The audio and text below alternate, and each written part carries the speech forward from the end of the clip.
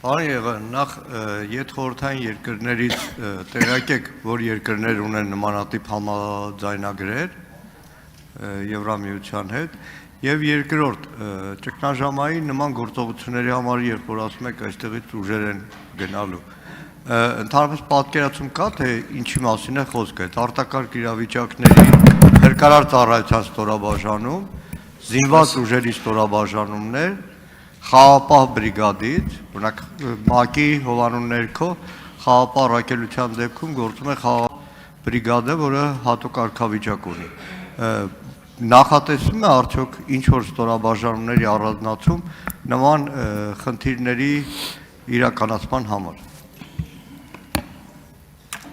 Շնորհակալություն, պարոն Մանուկյան, երկրորդ հարցի վերաբերյալ դա արդեն ամեն պետության որոշելիքն է, տվյալ դեպքում Հայաստանի Հանրապետության, դա գործադիր մարմինը արդեն կորոշի եւ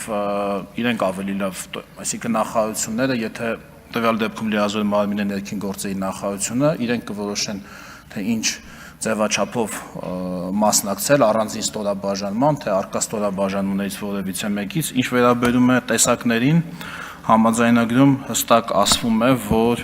վերաբերում է այն համաձայնագիրը վերաբերում է այն գործողություններին, որոնք կարող են ներառել Եվրոպական միության մասին համաձայնագրի 42.1 եւ 43.1 հոդվածներով սահմանված խնդիրները, այն է 42.1-ը ժամանակ չեմ ունենա, մի քանի բառով 43.1-ը ասեմ, զինաթափման գործողությունների ձեզ հետաքրքրող մաս էլի, մի անգամից անցնեմ ռազմական, մարդասիրական, փրկարարական, ռազմական խորհրդատվության, հակամարտության կանխարգելման, խաղաղապահ գործողությունների, ճգնաժամերի կառավարման շրջանակում մարտական ուժերի առաջադրանքներ եւ այլն։ Ահա այս է Եվրոպական միության մասին համաձայնագրով այն գործողությունների շրջանակը, որի շրջանակում կարող են տեղի ունենալ ռազմական առաքելություններ, մնացածը արդեն որոշվում է տվյալ յուրաքանչյուր դեպքում առանձին որոշմամբ։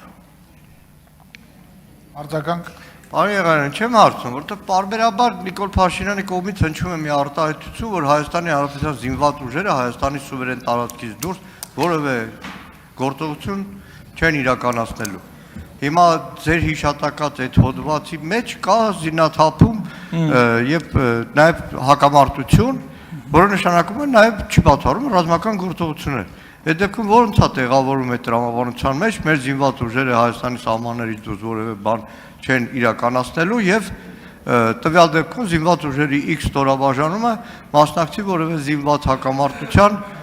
կանխարգելման կամ ուղղակի ներքաշվի զինված հակամարտության մեջ։ Շատ հանգիստ, պարոն Մանուկյան, խոսքը ամեն խոսք ունենում է կոնտեքստ, ասված վերաբերելի մի որոշակի երևույթի, հա, եթե դուք կոնտեքստից խոսքերը միշտ կտրեք, այլ կոնտեքստի վերադնեք, դա չի աշխատի։ Ինձ թվում է հասկանալի է, թե վարչապետը ինչի մասին է խոսել, բնականաբար վարչապետը չէր կարող նկատի ունենալ, որ օրինակ ՄԱԿ-ի անվտանգության խորհրդով հաստատված, այսինքն միջազգային լեգիտիմություն ունեցող որևէ առաքելության ՄԱԿ-ի անդամ պետությունը չի կարող մասնակցություն ունենալ, ինչի չէր կարող մասնակցություն ունենալ, եթե ՄԱԿ-ի անվտանգության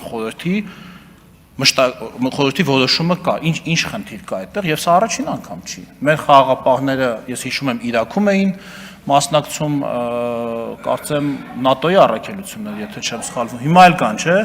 Ուրեմն Իրաքում, Կոսովոյում, երբ Աֆղանստանում էլ էին մասնակցում եւ բնականաբար հասկանալի եւ բնականաբար վարչապետի ասածը չէր կարող վերաբերելի լինել, օրինակ առաքելությանը Կոսովոյում կամ Իրաքում կամ Աֆղանստանում հասկանալի է, որ մեր տարածաշրջանի մեր հարևանների հետ հարաբերությունների կոնտեքստում է դա ասել։ Հիմա դա կտրենք։